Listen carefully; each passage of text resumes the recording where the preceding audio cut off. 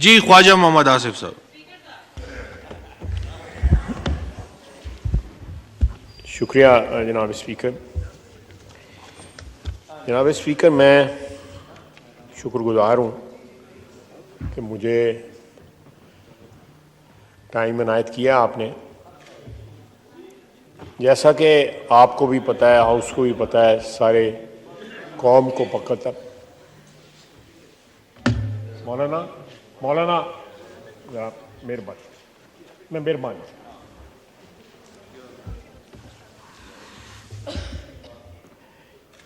ये इस वक्त सुप्रीम कोर्ट के सामने एक सुओ नोटिस के तहत कुछ सवालात मुरतब किए गए हैं, जिनके जवाबात जो हैं वो सुप्रीम कोर्ट में दिए जाएंगे, ढूंढे जाएंगे, और उसमें फरीक जो है सियासी पार्टियां भी हैं, हुकूमत भी है, इलेक्शन कमीशन भी है, बहुत से फरीक जो हैं, बार काउंसिल्स भी हैं, बार एसोसिएशंस भी हैं। एक नहायती अहमियत का हामिल ये मुकदमा जो कल शुरू हुआ है,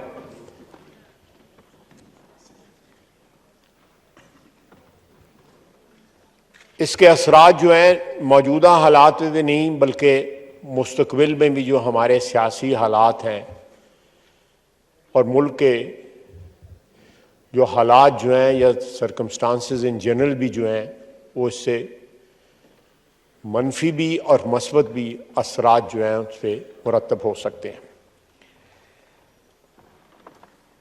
खुशाइन बात है कि उन्होंने 9 जजेस का बेंच बनाया, लेकिन मैं समझता हूं कि इन सवालात को मैं खुदा न खास्ता कोई ऐसी हद क्रॉस नहीं करना चाहता जिससे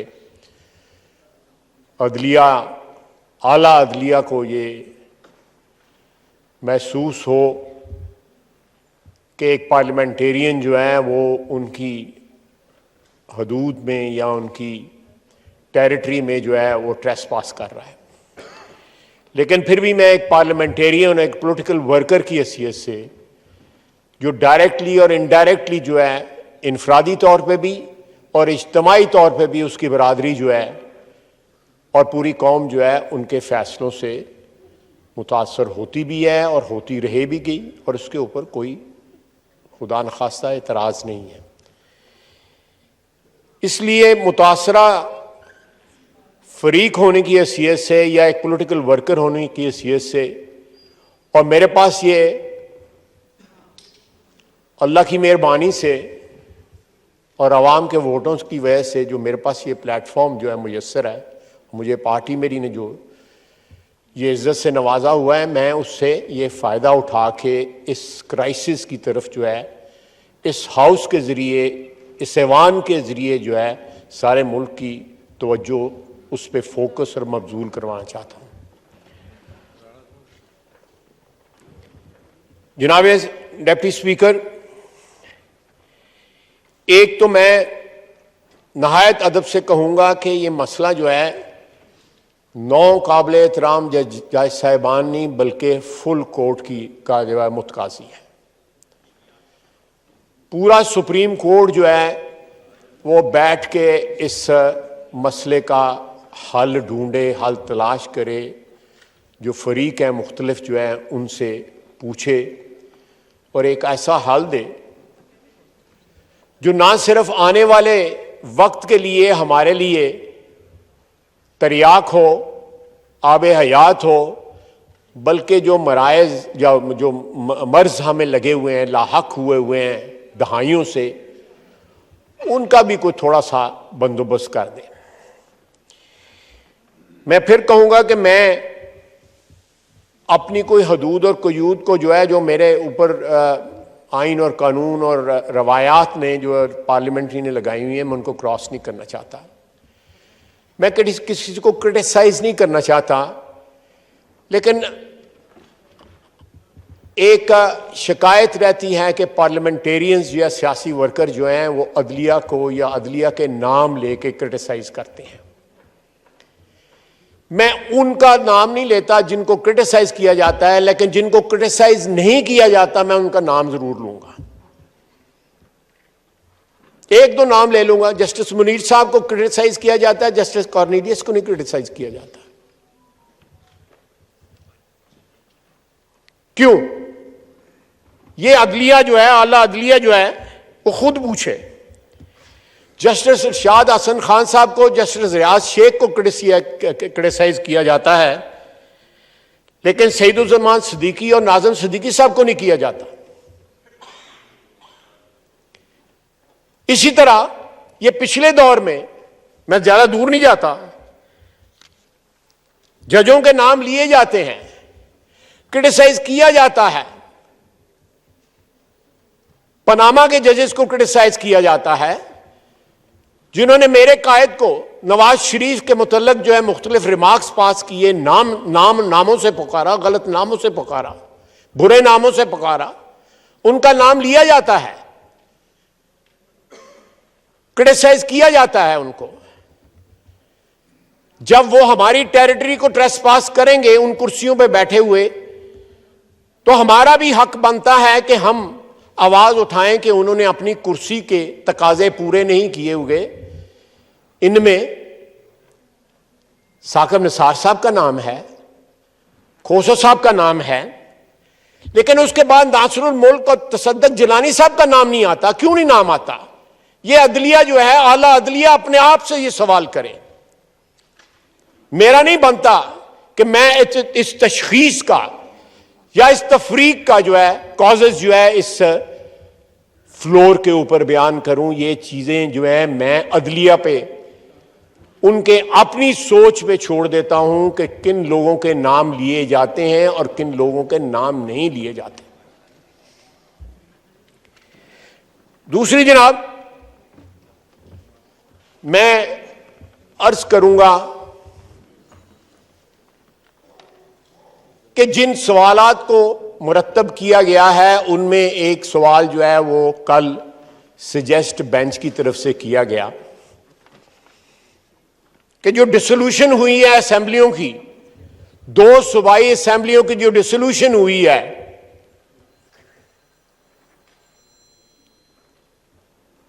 उसका सारा जो मलबा है जिसको हम इस वक्त फेस कर रहे हैं सुप्रीम कोर्ट के अंदर, उसको क्यों ना एग्जामिन कर लिया जाए कि वो जो डिसोल्यूशन हुई है वो सही है या गलत है, या उससे पीछे चले जाएं जब 63A रीराइट किया गया है,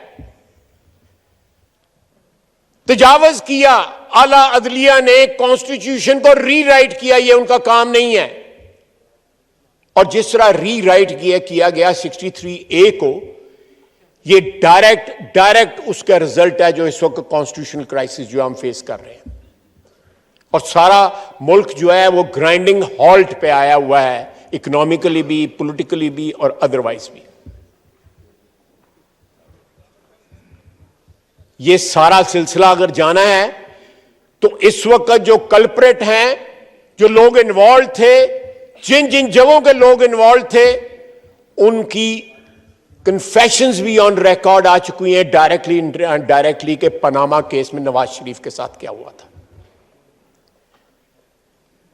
जनाब डिप्टी स्पीकर, नवाज शरीफ के साथ जो ज्यादती हुई, जिस तरह 4 साल के बाद PMLN की हुकूमत जो है वो फारिग की गई नवाज शरीफ की, और उसको ताहयात जो है डिस्क्वालीफाई किया गया।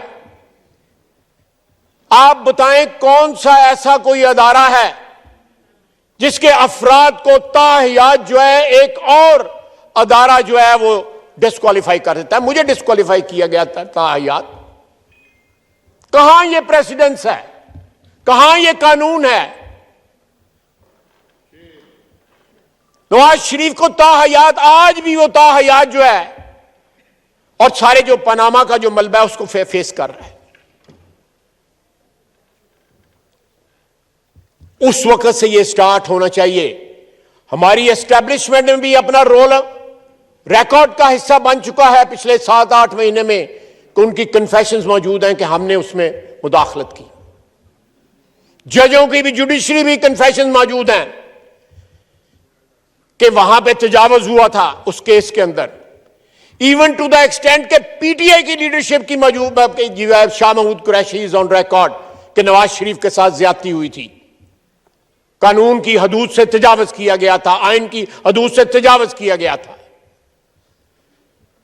मेरी दरखास्त है आपकी वसासत से, इस हाउस की वसासत से, अदालत उज़्मा के आगे दस्तबदस्ता कि पूरा बेंच बना के, पूरे कोर्ट का बेंच बना के जो है पनामा से स्टार्ट करें। इस मुल्क के साथ जो आईनी और कानून के लबादे के अंदर जो इस मुल्क के साथ और खुसूसन सियासी बरादरी के साथ जो ज्यादती हुई हैं, एक ऐसे शख्स को मुसल्लत किया गया जिसने पिछले 4-5 साल के अंदर इस मुल्क को तहवाला कर दिया, जिसने अखलाकी, माशी तौर पे, कानूनी और आईनी तौर के ऊपर बर्बाद कर दिया। जनाब, हमने एक कानूनी, आपने, मैंने, इस हाउस में बैठे दूसरे लोगों ने कानूनी तौर पे, आईनी तौर पे अपना हक इस्तेमाल किया। वोट ऑन नो कॉन्फिडेंस जो है वो पास किया गया, लेकिन साथ ही गवर्नमेंट जो है डिसॉल्व हो गई। किसने की? वो आज भी सदारती महल में बैठा हुआ है। वो आर्टिकल 6 का जी खिलाफ वर्जी का मुर्तकब हुआ है। किसी ने नोटिस लिया है इस बात का? किसी ने सुओ मोटो नोटिस लिया? ठीक है, हमारी जो है वो उसको, उस इकदाम को जो है अनकॉन्स्टिट्यूशनल करार दे के जो है असेंबली जो है बहाल कर दी गई, बिल्कुल ठीक है। लेकिन उसके बाद बजाय इसके कि बाकी कानूनी और आईनी तमाम मराइल जो है उसी तरह तय होते, असेंबलियों के अंदर जो कुछ हो रहा था उसके मुताबिक तय होते, फिर 63A को वोट देना, काउंट होना, ना काउंट होना, उसको रीडिफाइन कर दिया गया। और उसके बाद जो है PMLN की और कोलिशन की जो गवर्नमेंट जिस तरह डिसमिस हुई पंजाब के अंदर, वो तारीख का हिस्सा है। आज ये सवाल सामने आया है सुप्रीम कोर्ट में कि ये उसको भी देखा जाए कि डिसोल्यूशन असेंबलियों की क्यों की गई, सियासी वजूहात पे की गई या पब्लिक इंटरेस्ट पे की गई या आइन और कानून की जो है बालादस्ती के लिए की गई। ये सारे सवालात जो हैं वो जवाब चाहते हैं और उनका जवाब जो है हमारे पास तो है, लेकिन क्योंकि इंसाफ का तराजू जो है वो सुप्रीम कोर्ट में या आला अदलिया के पास है। मैं नहीं क्रिटिसाइज करना चाहता अगर कोई बेंच पे ऐसे लोग बैठे हुए हैं जिनके किरदार के ऊपर बहुत बड़ा जो है हाशिया लग गया हुआ है, सवालिया निशान लग गया हुआ है, लेकिन अगर पूरा कोर्ट जो है उसके ऊपर बैठ जाता है तो मैं समझता हूं कि ये चीजें जो हुई हैं पिछले 8 महीने में, इनकी रीड्रेसल हो सकती है। ये परपेचुअल क्राइसिस में रहने की वजह से हमारा मुल्क इस वक्त इकोनॉमिकली ब्लीड कर रहा है। जनाब डिप्टी स्पीकर, आप देखें कि पिछले 8 महीने के अंदर पाकिस्तान की तारीख में नहीं, कहीं किसी मुल्क की तारीख में ये नहीं है कि एक बंदा बाहर गाड़ी में बैठा हुआ है, उनको अदालत बुला रही है, उनको अदालत जो है वो कह रही है कि आ जाओ, वो आगे से नहीं आता, लाड प्यार से कहते हैं आ जाओ, वो नहीं आता, कानूनी और आईनी तौर पे कहते हैं वो नहीं आता। हमारे तो एक दफ़ा ना जाओ तो ज़मानतें मनसूख हो जाती हैं। जो 4 साल में यहाँ पे बैठे हुए मेंबरान के साथ, जो फ्रंट रो पे खुसूसन बैठे हुए लोगों के साथ जो कुछ हुआ वो हमारी तारीख का हिस्सा है। हमारी ज़मानतें मनसूख हुई, 6 महीने से लेकर 3-3 साल तक हमने कैदें काटी। ऐसे लोग इस हाउस के में मौजूद हैं। अब उन चीज़ों का अजाला हम नहीं मानते, हम कंपनसेशन नहीं मांगते, हम सिर्फ चाहते हैं कि ये मुल्क जो है कानून और आइन के मुताबिक जो है चलाया जाए। इस मुल्क के वसाइल जो हैं, इस मुल्क के 22 करोड़ अवाम उससे इस्तिफादा हासिल करें। चंद हज़ार जो है अशराफिया जो हुक्मरान का हिस्सा है, हुक्मरानी का हिस्सा जो है वही ना सिर्फ जो है उससे इस्तिफादा हासिल करें। हमारी किरदार कुशी होती है, आवाम समझती है कि पता नहीं ये MNA कितने करोड़ों रुपया जो है लेते हैं, कितनी गाड़ियां इस्तेमाल करते हैं। हम बाहर निकले, हमारे लिए तो टांगा नहीं खड़ा होता सड़क के ऊपर। यहां पे शराफिया में ऐसे ऐसे तबकात हैं जिनके लिए 15 मिनट जो है वो जो है ट्रैफिक खड़ी हो जाती है। आप बताएं, ये जितने MNA बैठे हुए हैं इस वक्त, इनके लिए कोई पैदल बंदा नहीं खड़ा होता, वजीरों के लिए नहीं खड़ा होता। 1,68,000 रुपया तनख्वाह है जनाब डेप्टी स्पीकर हमारी, 1,68,000 रुपया।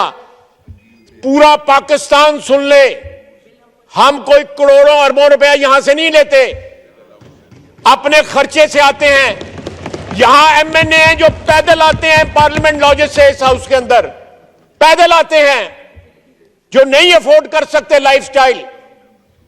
लेकिन यहां पे ऐसे तबकात हैं इस मुल्क के अंदर जिनका लाइफस्टाइल जो है बादशाहों वाला है और उनको पूछने वाला कोई नहीं है।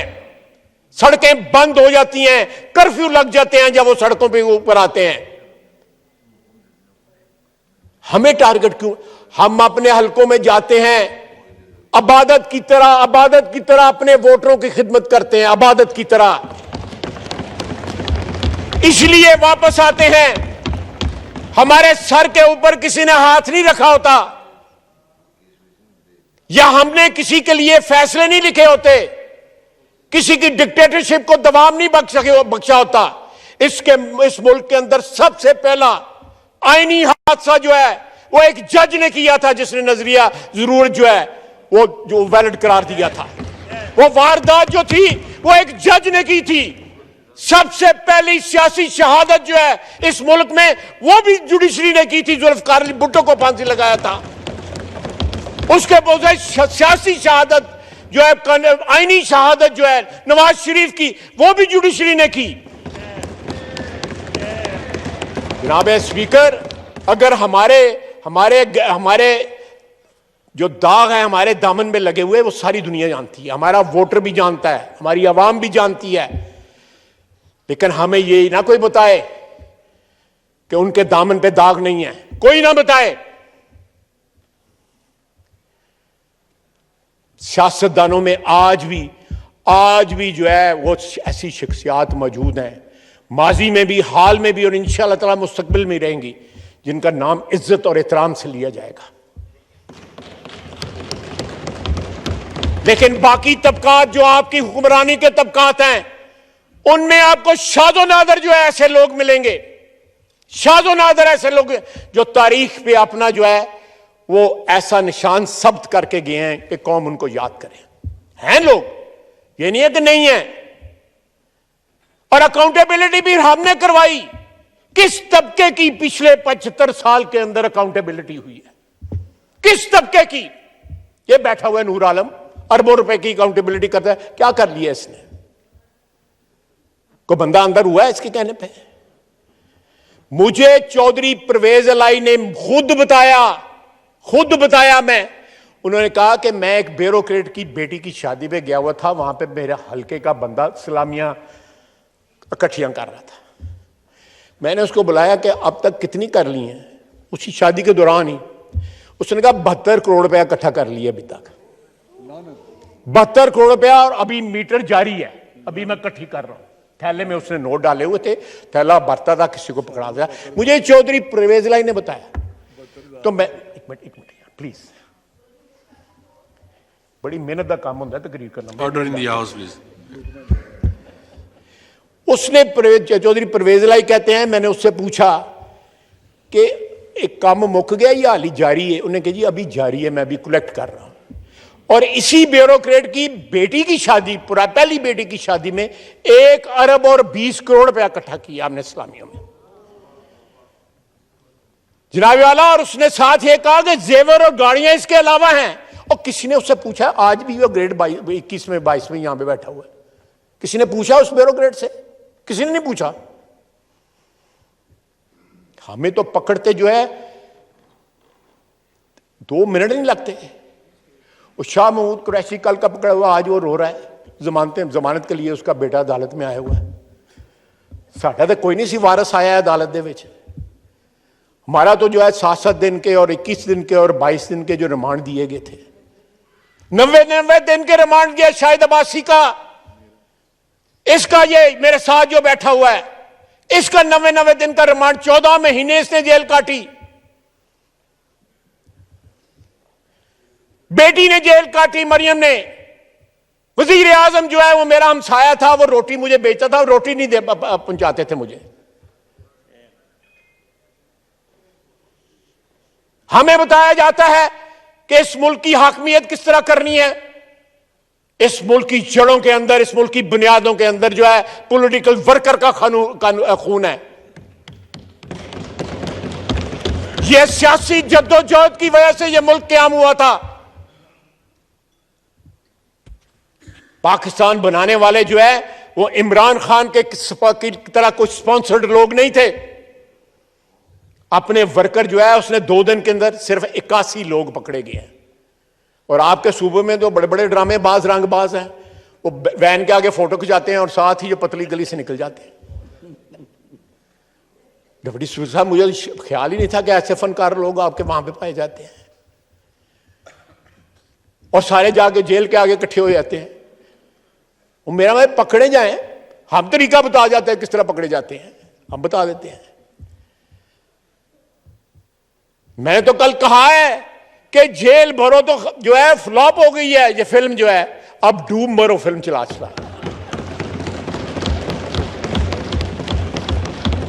जनाब स्पीकर, मैं दोबारा जो है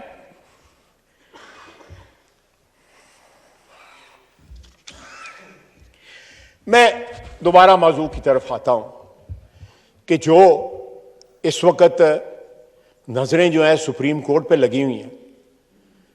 मैं खराज तहसीन पे पेश करता हूं इलेक्शन कमीशन को।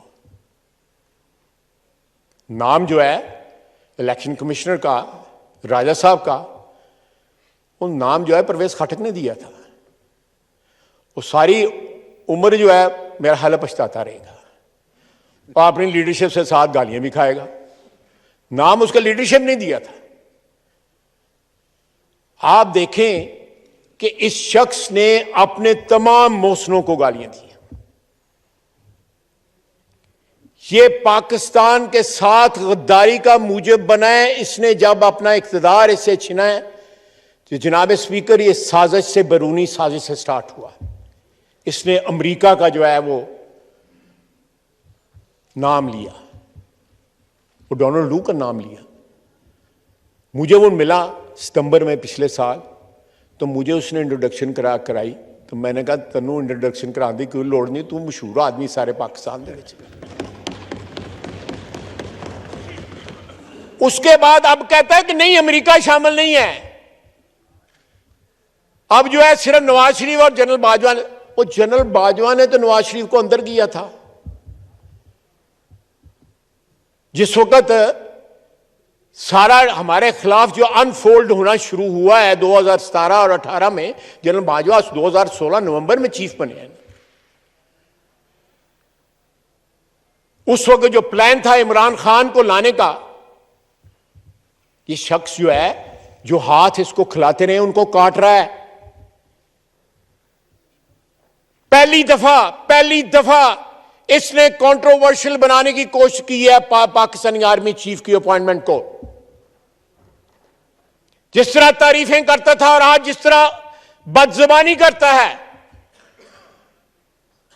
ये भी हमारी तारीख के सबक हैं, हमारे लिए भी और उन लोगों के लिए भी जो इन लोगों को स्पॉन्सर करते हैं, जो समझते हैं कि निजात दहिंदा थे। ये तो अजाब लेके आए, निजात क्या देंगे? ये अजाब लेके आए इस मुल्क के ऊपर, 22 करोड़ आवाम के ऊपर अजाब लेके आए। It is incumbent upon superior judiciary. वो इस तरह की मिसालें सेट ना करें। नवाज शरीफ ने 200 पेशियां भुगती। फजर के वक्त घर से चलता था यहां पे नैब की पेशी भुगतने के लिए। वो शख्स घर से नहीं निकलता। आप बताएं, यहां पे कानून के लोग बैठे हुए हैं, कायदे के जाने वाले लोग बैठे हुए हैं, कि कहां मेडिकल रिकॉर्ड पे आया है कि इसका मेडिकल हुआ है इमरान खान का कि नहीं। कोई रिकॉर्ड पे नहीं है। अपने अस्पताल में गया, मैंने अगले दिन भी असेंबली में कहा था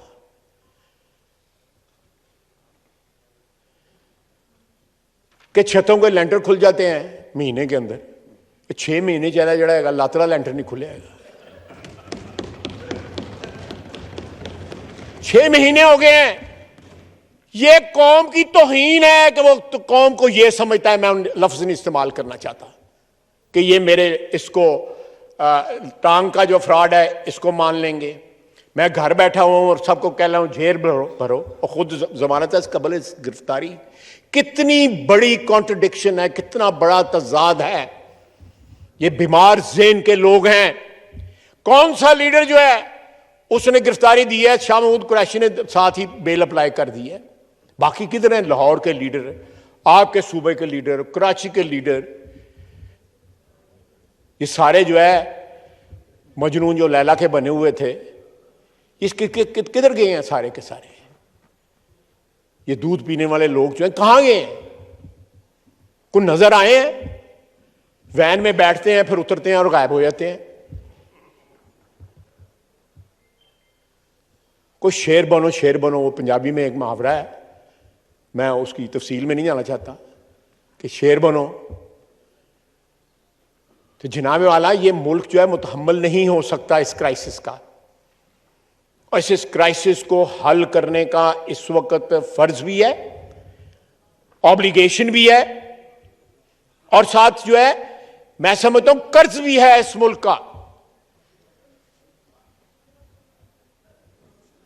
कि वो इस क्राइसिस का हल ढूंढे।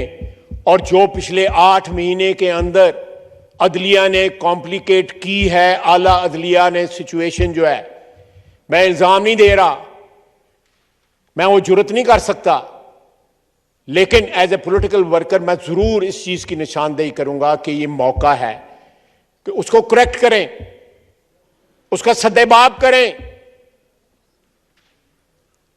इन कुर्सियों पे, जिन कुर्सियों पे वो बैठे हुए हैं, वो पाकिस्तान की आवाम ने दी हुई है। जब अदलिया बहाली की तारीख हुई, जो है वो मूवमेंट चली थी, हमने इस्तीफे दे दिए थे नेशनल असेंबली से। पाकिस्तान की तारीख में ये मिसाल नहीं आपको मिलेगी। मैंने इस्तीफा दिया था और इस्तीफा देके जंग जेल चला गया था। 26 दिन के बाद मैं वहां से रिहा हुआ था। वकला ने कुर्बानियां दी, बेशुमार कुर्बानियां दी वकला ने। वकला के सर पे सिर है। उस नेगोशिएशंस में मैं शामिल था, जिसमें अदलिया, आला अदलिया का एक जज भी था, उसमें 2 वकील भी थे, उसमें मैं PMLN की तरफ से मैं था। ये तमाम जो चीजें जो हैं, जो उस वक्त अदलिया ने अपनी फतह जो है वकला ने और सियासी वर्करों ने, मेरे जैसों ने उनको दिलाई, उस फतह के नतीजे में जो कुछ वहां पे हुआ, जो क्लॉज बाय क्लॉज जो है मेरे सीने में महफूज है, जो डिस्कस हुआ, मेरे घर में डिस्कस हुआ, मेरे लाहौर वाले घर में डिस्कस हुआ। हमारी कोलिशन गवर्नमेंट टूट गई। हमने कोलिशन गवर्नमेंट में अपना हिस्सा कुर्बान कर दिया अदलिया बहाली के लिए। हमारी कमिटमेंट जो है अदलिया के साथ, उसकी शहादतें तारीख में मिलती हैं। आज अदलिया पे वक्त है कि वो खुद भी शहादत दे अपनी इज्जत के लिए, अपने वकार के लिए, अपनी अजमत के लिए। और जो माजी में जो कुछ हुआ है, जो लैप्सेस हुए हैं, उनको करेक्ट करे और आइंदा के लिए एक ऐसी बुनियाद जो है, आईनी बुनियाद फराहम करे, जिसके ऊपर जो है इस रियासत का ढांचा जो है वो मजबूती के साथ ताअब जो है वो खड़ा रह सके। कंट्रोवर्सीज को जनरेट ना करें, 63A को जो है रीराइट ना करें, करना है तो रिवर्स करें कि ये बुनियादी हकूक के खिलाफ है कि ताहयात जो है एक बंदे को अपनी आवाम को रिप्रेजेंट करने के हक से आप महरूम कर देते हैं। इस तरह नहीं होगा। खुदा न खास्ता ये सिलसिला जारी रहा तो वतन अजीज के साथ खुदा न खास्ता को हादसा ना हो जाए। आप देखें कि एक शख्स जो है IMF से मुआहदा करता है, साइन करता है, कमिट करता है, फिर मुकर जाता है। फिर हुकूमत हमारे पास आती है, हम एक माशी बुहरान को इनहेरिट करते हैं, हमें विरसे में मिलता है। हम पूरी कोशिश करते हैं और करते रहेंगे कि अवाम के ऊपर बोझ ना, लेकिन बोझ पड़ रहा है, हमें इस बात का एहसास है और दुख है, इंतहाई दुख है। अवाम के जो जज्बात हैं उनका पूरा एहसास है, लेकिन खुदारा ये जो 4 साल जो हुक्मरान रहे, ये उनका किया धरा, ये उनका मलबा साफ कर रहे हैं और मलबा 8 या 9 महीने में साफ होने वाला नहीं है, ये वक्त लगेगा। जो लोग इनको पावर में लेके आए, आप देखें यहां इस हाउस में, इस जगह के ऊपर जनरल फैज और जनरल बाजवा बैठे हुए थे, इन सारे बेंचों के ऊपर 50-60 लोग बैठे हुए थे। हमें बताया गया कि तालिबान जो है वो शरीफ हो गए ना, अब वो वापस आ रहे हैं और पुरअमन होंगे और बच जाएंगे और हमारी बातचीत हमारा सारा जो उनके साथ हो गया। क्या नतीजा निकला है? को पूछने वाला है उनको कि क्या हुआ है? वो पेशावर मस्जिद के हादसे में जो कुछ किया हुआ है, जो जानों का जो है लॉस हुआ है, नुकसान हुआ है, आज तो हम गमजदा हैं ना, चंद माह गुजर जाएंगे तो सिर्फ उनके बच्चे ही गमजदा सारी उम्र के लिए रहेंगे, बाकी कौम भूल जाएगी। 86,000 जानें हमने दहशतगर्दी के लिए दी हैं और 1-2 अशखास ने मिलके उनके साथ जो है मुकमका कर लिया। मैं कल अफगानिस्तान था, उनकी सारी की सारी क़यादत जो थी उनसे मुलाकात हुई, डिप्टी प्राइम मिनिस्टर से लेके 4 वज़रा उन नेगोशिएशंस में जो है मौजूद थे। अच्छी हुई negotiation, they responded very well. अल्लाह करे यह सिलसिला जारी रहे, ये इस जो अच्छे रिस्पॉन्स का सिलसिला है। लेकिन क्या हम खुद एहतसाबी करेंगे कि किन लोगों ने इनको ला के बसाया, किन लोगों ने इनसे कमिटमेंट ली और किन लोगों ने चाय की प्याली पकड़ के कहा कि सब ठीक हो जाएगा। सरीना होटल में, मुझे तो ये नहीं पता, मैंने नहीं देखा, मैं तो अर्ग पैलेस में गया, वहां से वापस आ गया। जनाबे वाला, ये कौम सवाल मांगती है, वो जो खून कराची में बहा है, पेशावर में बहा है, कोयटे में बह रहा है, बाकी जगहों पे खुदा न खास्ता पाकिस्तानी अवाम की, पाकिस्तान की पुलिस की, हमारी अफवाज की जो जानें खतरे में है, किसी को एहसास है या ये सारे के सारे एक नंबर्स बन गए हैं, एक हिस्से बन गए हैं, एक गिनती बन गए हैं? मैं हर महीने कई खत साइन करता हूं जो वरसा को जाते हैं, दुख और कर्ब जो है उसका इजहार करते हुए उनके शहादतों के ऊपर। लेकिन शहादतें हैं वो बढ़ती जाती हैं। किसी ने सोचा है कि ये नंबर नहीं है, ये गिनती नहीं है, 86,000 कह लूं या 85,000 कह लूं या 87,000 कह लूं, ये किसी का बेटा है, किसी खानदान का जो है पालने वाला है, किसी का बेटा है, किसी का बाप है, किसी का शौहर है, किसी का भाई है, किसी का वालिद है जो शहीद हुआ है। यहां पे ऐसे ऐसे लोग जो हैं जो इन हालात में दौलत का ऐसा ऐसा मुजाहरा कर रहे हैं। मैं एक नए टॉपिक की तरफ नहीं जाना चाहता, उदाहरण कर लेता हूं उसका। ऐसा ऐसा मुजाहरा कर रहे हैं जो वल्गर है, मैं मोहतात लफ्ज इस्तेमाल कर रहा हूं। शादियों के ऊपर, अदरवाइज सड़कों के ऊपर, अपने बिहेवियर में एज इफ जो है 22 करोड़ आवाम जो है वो एग्जिस्ट नहीं करते, और वो सिर्फ वही एक तबका है जो इस मुल्क में जो है पैदा हुआ है, इस मुल्क के वसाइल के ऊपर जो है पलने के लिए और इस मुल्क के वसाइल पे कब्जे के लिए। ये नहीं होगा। मैं बार बार मैं मिसाल सिर्फ देता हूं इसकी गोल्फ कोर्सेज की। 4,1500 कनाल के लिए माल रोड के ऊपर कराया। यहां पे इस्लामाबाद क्लब देख लें। क्यों नूर आलम आप ये ऑडिट करना चाहते तो ऑडिट नहीं करवाते थे? ऐसी ही ना बात, गवाह हो ना।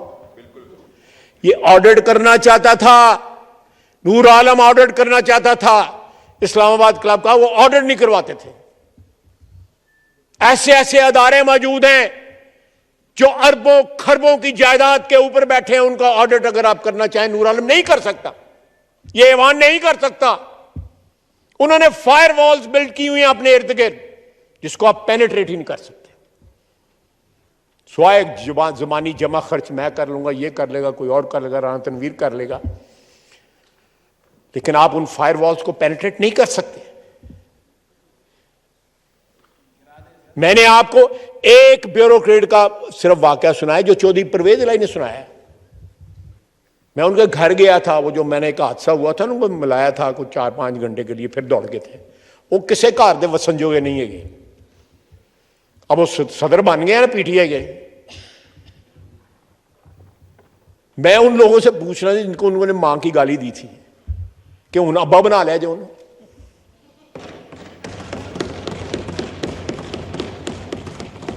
साथ खड़े होके, और वो साथ साथ कही जा रहे हैं और मेरी भी गल कर, मेरी भी तो गल कर। ये वीडियो चल रही है उसके ऊपर, यानी कि मुझे सदर बनाने की भी तो बात कर। सर ये गवाही आ गई है मेरी।